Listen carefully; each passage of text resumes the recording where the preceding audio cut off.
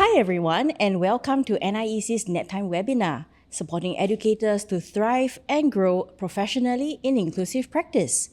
I'm Claire, your host for today. With us, we have Fiona and Abhi. Hello, happy to be here. Hello, Claire and Fiona. Thanks for having us. Thank you. When we talk about inclusive practice in early childhood, all of us will immediately think about children with learning and developmental delays, receiving early intervention or awaiting assessment, or children with behavior and regulation challenges. But today, we hope to center this conversation on us, the educators. In Singapore preschools, many of us support children with diverse needs and varying abilities, managing behaviors that disrupt routines and many a times, or rather at the same time, documenting and observing what's going on in the classroom, most often all at once. Working across different home languages and family expectations, communicating with families who may be anxious, confused, or overwhelmed, and at the same time trying to ensure that the classroom remains safe, calm, and joyful. That's right. Inclusive practice is not something we simply switch on. So it happens every moment of the day, at the center, during transitions, at play, and relationships. How well we support educators emotionally, professionally, and systematically directly impacts how inclusive our classrooms can truly be. Inclusion is complex work. It requires constant self-reflection, collaboration with team members, and adaptations in many areas. When educators are overwhelmed, feel burned out, or unsupported, inclusive practices are often the first to suffer, not because of the lack of care, but because of the lack of capacity.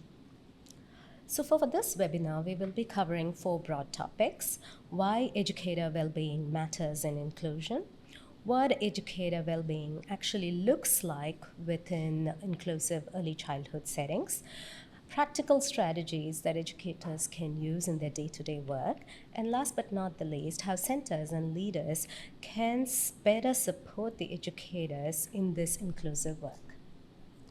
Thank you, Abhi. So, what does educator happiness look and sound like? Is it just feeling positive all the time?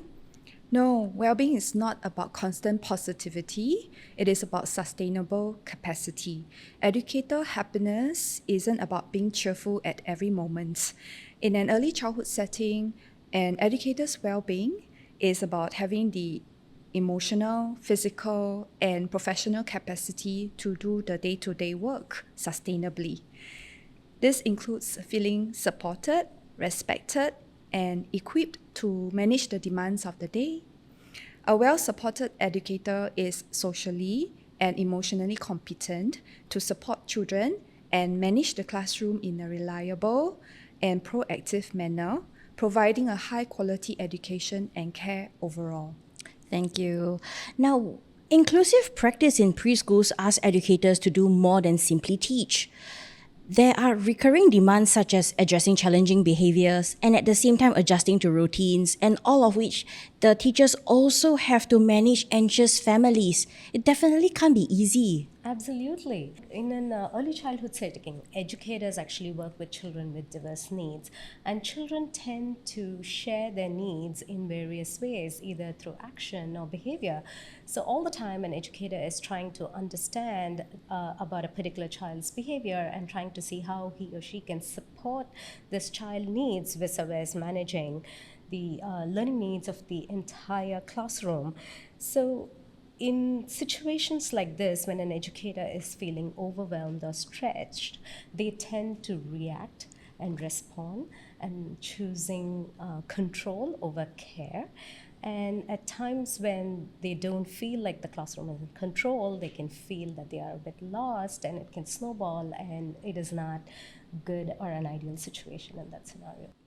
You're right, Abhi. Inclusive practice is meaningful work but can be emotional demanding. How can we ensure that educators can continue this hard work over time? Yeah, this is why it is important that educator happiness matters. We must remember that educator well-being in inclusive preschool settings is not a wellness add-on, but a prerequisite for the quality and equity of children's experiences. Socially and emotionally well-supported educators will create a positive classroom climate, which results in better academic, social, and emotional outcomes for all children. That makes a lot of sense, Fiona.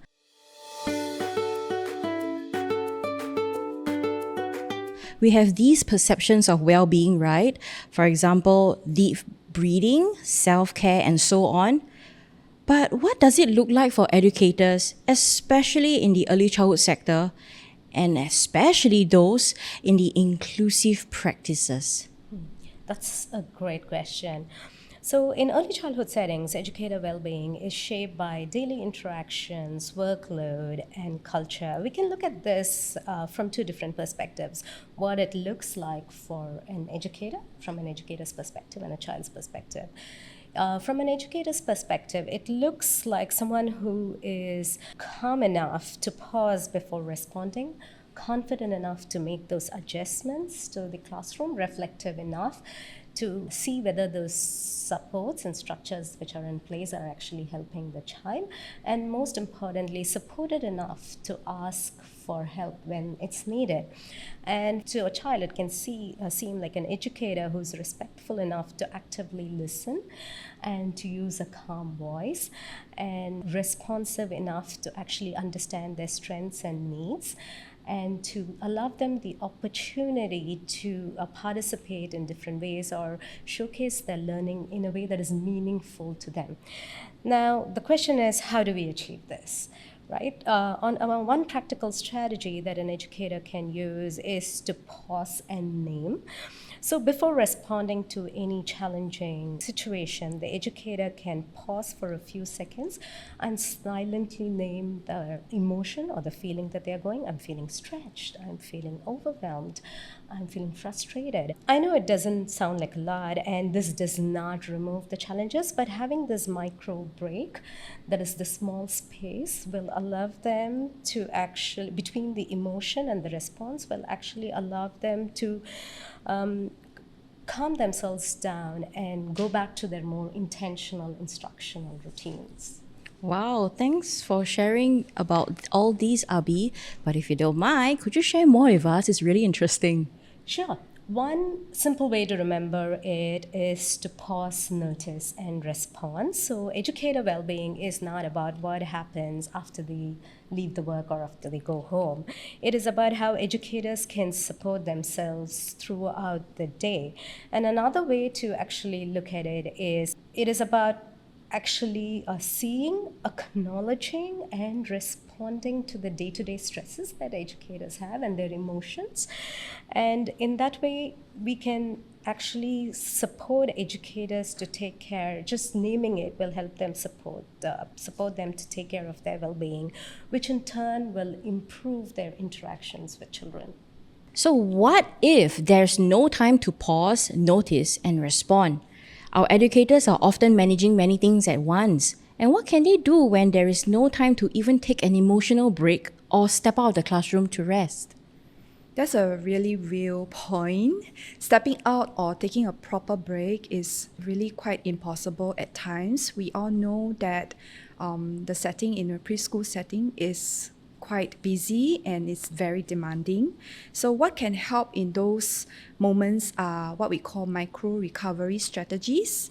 These are small, almost invisible actions that an educator can use to reset while still remaining present with the children. So for example, an educator might intentionally take one slower breath, soften their voice, relax their shoulders, or plant both feet firmly on the ground. Yeah, for just for a few seconds. If the situation is safe, they may take a walk across the room, just to create a little physical distance before responding. They might also want to sit down briefly just to ground themselves. These small actions can help to create a pause before they respond. Importantly, these strategies are not about ignoring stress or pretending that everything is fine. They are about giving the body just about enough of a reset to keep responding calmly rather than reactively. And because these strategies can be built into the flow of the classroom day, educators do not always need to, feel like they need to step away in order to support their own emotional well-being. It is a practical form of mindfulness and self-care within the day-to-day and the realities of classroom life. Wow, I think those are really very good tips and very helpful too. Even I, when I was teaching in a preschool, would practice grounding. When you mentioned that putting 2 feet on the ground, I thought those were really helpful to just pause and then take a breather and then go back to helping and facilitating lessons again.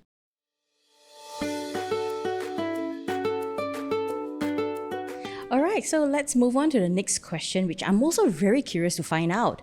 Following from how educators can use simple strategies to regulate their emotions, what are some professional learning areas or topics educators can explore to support their work in inclusive settings? For a start, let's learn to recognize children's behavior as communication. It's a powerful mindset shift once we acknowledge that behavior is communication. For example, if a child is to throw a toy, is really expressing an emotion at that time, right? Mm-hmm. A child refusing to sit may simply require some movement breaks. A child hitting someone may be, not having the right language and words to express that emotion at that moment. Yeah, so it may be helpful to explore professional learning topics such as sensory needs, emotional regulation, developmental expectations, and classroom behavior management, and so on. With the mindset of wanting to learn and find out more, educators respond with curiosity instead of stress.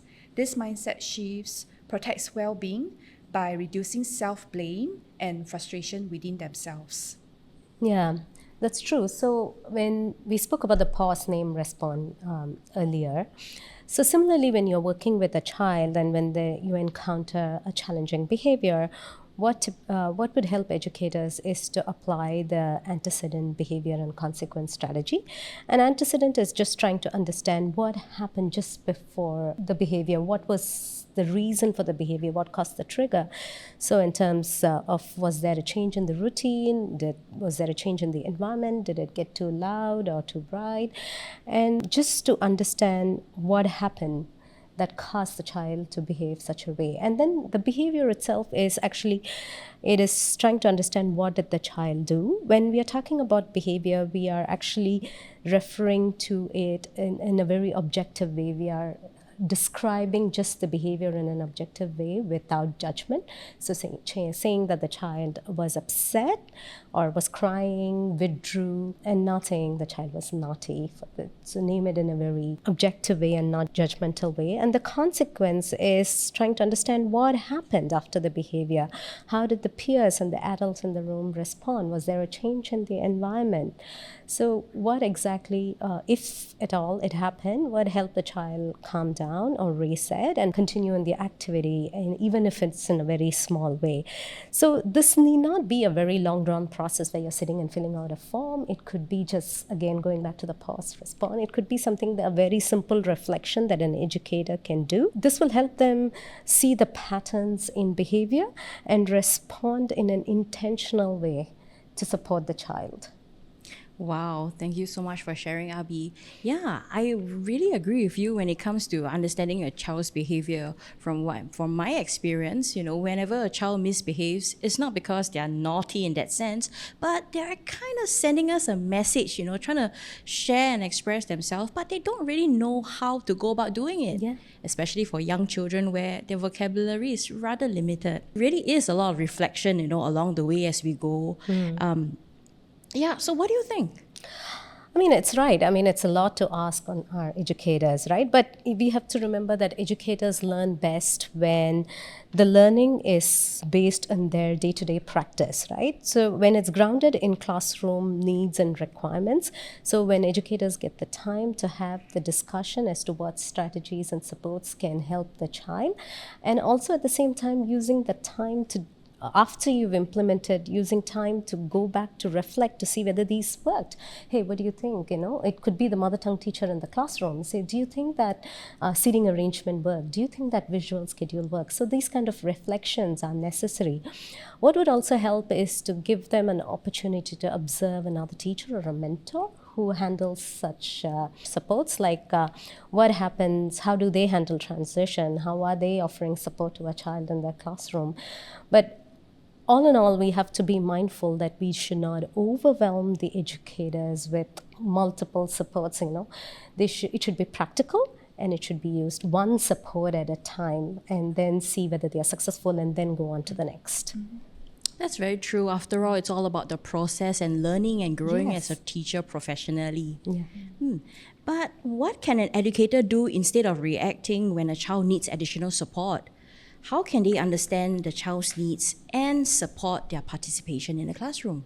At a child's level, an educator can consider using visual schedules or supports, visual aids, offering choices, preparing for transitions, using various communication methods, using strengths-based language, and maintaining consistency when communicating with their colleagues and the families about the child. I'm sure these strategies would benefit the whole class, won't they? Definitely, when these supports are built into the whole classroom environment, all children benefit. At class level, educators can use predictable routines, class-wide visuals, plan of transition methods, creation of a calm space, intentional instructional methods for promoting peer interaction skills, and incorporating flexibility and choices. Oh, I really love the idea of the calm space. Even I use it as a teacher in my own classroom. These strategies make the classroom more accessible and reduce the need for constant individual correction. All right. I do have a really interesting question here, to moving forward. What are some two examples of strategies that can benefit a child, the whole class, and the educator's well-being all at the same time? Sure. Something that would actually help all children in the classroom would be visual supports. Like having the timetable on the board in a visual manner would help every child. And having those behavior charts and those emojis to showcase how a child is feeling would also help every child. And even classroom engagement requirements can be put up visually. So in terms of targeted support, what we could do is provide children who need that kind of support a first then visual. And this is exactly what it shows, a very simple visual representation of what comes first, and then when this action is done, what can the child do next. So this is an example of a case where there is circle time first and then they go to outdoor to play. So the child knows exactly what to expect and how to manage his or her own behavior. And the second strategy could be offering choices and flexibility in participation and representation. It can be as simple as the educator offering choices to children, like, do you want to sit on the floor or on the mat, or do you want to sit on the chair? And in terms of choices, in terms of representation, is how do they want to represent their learning? Would you like to write and show me, or would you like to draw, or would you like to do both? And giving these simple choices would actually promote agency for the children. And when children feel that they have the agency to do the work in the way they want, it feels meaningful to them. And for the educator also, it feels like there is less, it reduces the power struggles in the classroom. Wow, thank you so much for sharing about the power of visuals and how it creates predictability. Why is predictability so important in the classroom? Because it lets everybody understand where they are at a particular space and time, including the educators. They understand what is going to come next. The children understand what is going to come next. And when there are predictable routines, there is, like I said, A, there is less power struggle, and B, the educator does not have to keep reminding, or the child does not have to keep asking, what are we doing next? What are we doing next? So it kind of supports in classroom management. That makes so much sense. Now, in Singapore, some preschools get to work with early intervention educators, learning support educators, and allied health professionals. Now, this involves collaboration between educators and these professionals. But how does one maintain educators' well-being during such a collaboration effort? Yeah, so educator well-being improves when collaboration with other professionals feels respectful and reciprocal. Yeah, so it should focus on empowering educators, not judging their practices. So collaboration works best when educators' insights are valued, roles and responsibilities are clear, expectations are aligned, and the strategies suggested are realistic for the preschool setting. So when educators feel that fellow professionals are working alongside them, their confidence and their sense of self-efficacy will grow. Wow. At the end of the day, then, how do we know if our efforts are working? Actually, professional growth requires a very honest reflection from us educators. But that can only happen if it is carried out in a very safe space. They should have that psychological safety to reflect effectively. So reflection should not feel punitive or evaluative. So examples of a supportive reflection, whether you're doing it yourself or you're doing it with a mentor or your principal, is like, what might the child be experiencing? What environmental changes could help the child settle down, rather than asking, why wasn't this handled in a different way, right? So self-reflection, whether we want to do it ourselves or take the support of a mentor, improves reflective practice, helps the educator engage in deeper learning, and it also promotes well-being.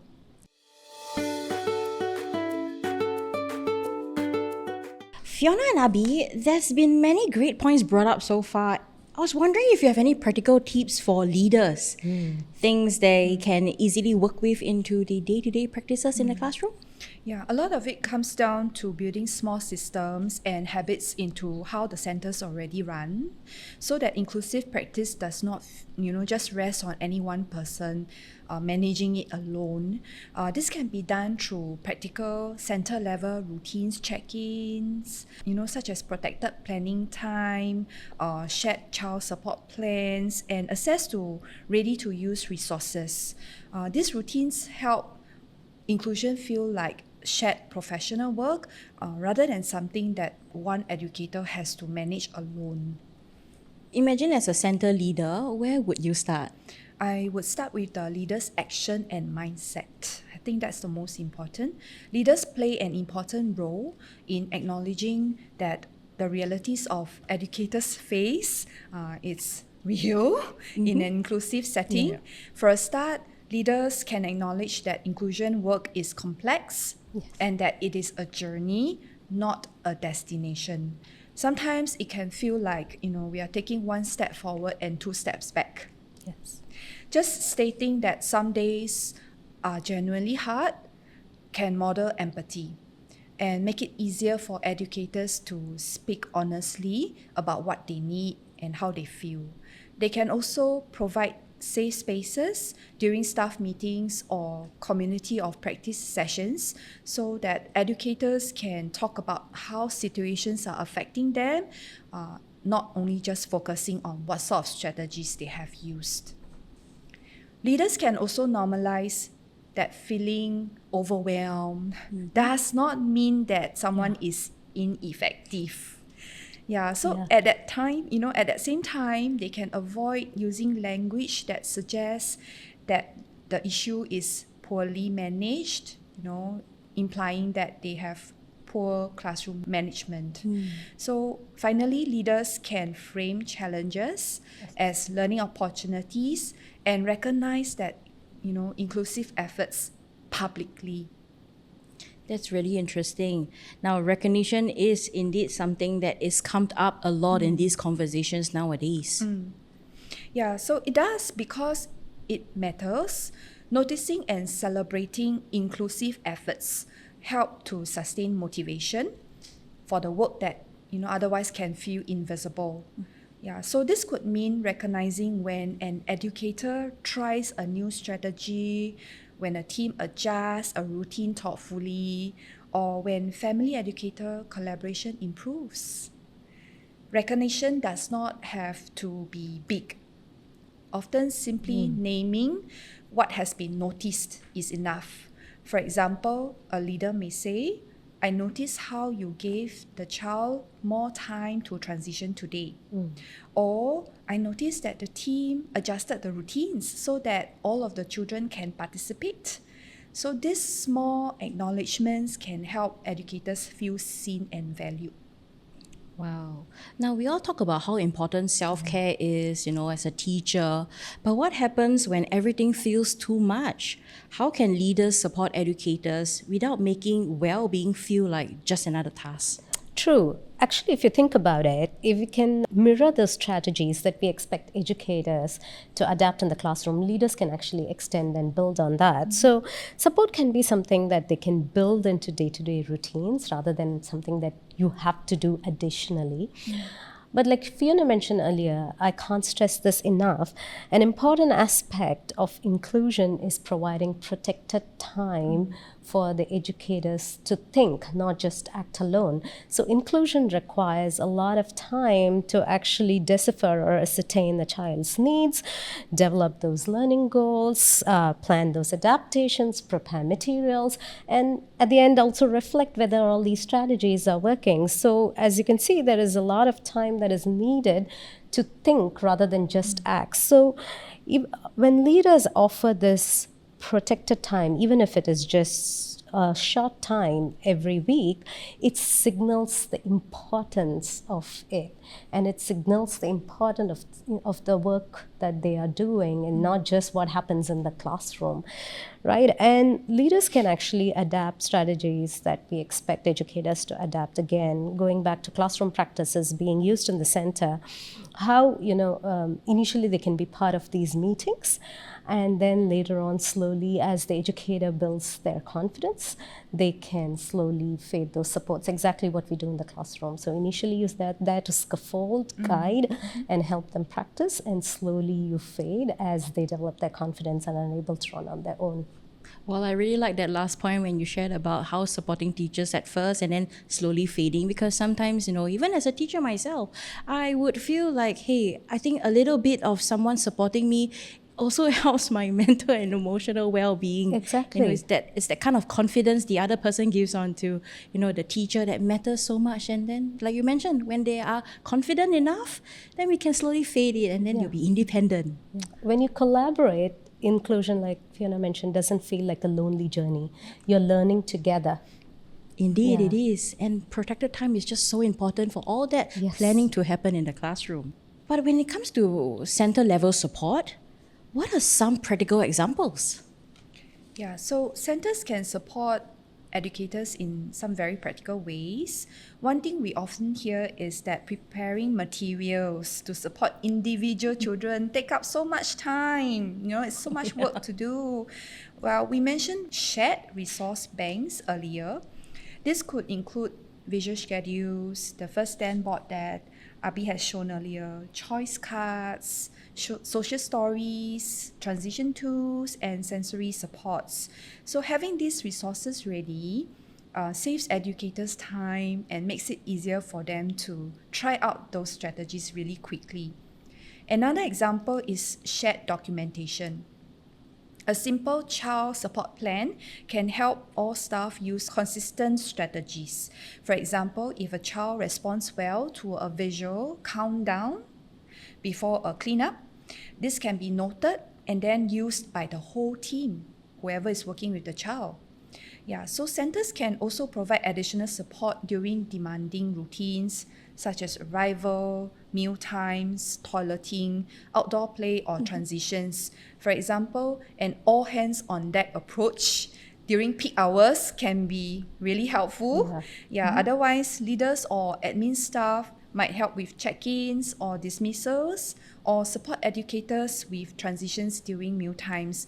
These are times when both children and educators can benefit from clearer support. Where appropriate, leaders can also consider drawing on community helpers or parent volunteers for excursions, or any types of events and activities that may require additional adult support. Yes, it is really very important how all hands on deck is supposed to, look like in a center where the center admins and the principals come in to support, especially during the opening hours, right, where it's the peak of the day. And I really like that idea. But moving forward, speaking of parents and the community, how can leaders work with families and professionals to support educator well-being? So leaders can actually support by acting as a bridge between the educator and the families, the early intervention staff, and the AHPs that come in. There are so many moving parts, and so they can be the person who collaborates and brings everybody together. But what is essential is that they have to make sure that the collaboration is respectful, clear, and practical. So when you have these collaborations, you'll have families coming and saying, oh, these work for my child at home. And then you'll have the early intervention educator probably saying, oh, these visual supports can help the child in the classroom. And then you'll have the therapists coming and saying, okay, you can use this seating or you can use this sensory support. Now, all this can be very overwhelming for an educator. So what the leader could do is to help try to see if these suggestions are practical and guide the educator to implement them effectively in the classroom one at a time, like we mentioned before, not everything together. And when leaders ensure that these strategies are realistic and connected, it kind of improves the confidence, slowly builds the confidence of the educators and builds up their practice within the day-to-day learning.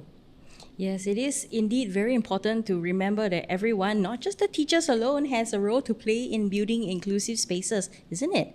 Well, after all, we've covered today. If you could leave everyone with just one parting reminder, what could it be? Inclusive practice in early childhood is deeply meaningful, but it can also be emotionally demanding.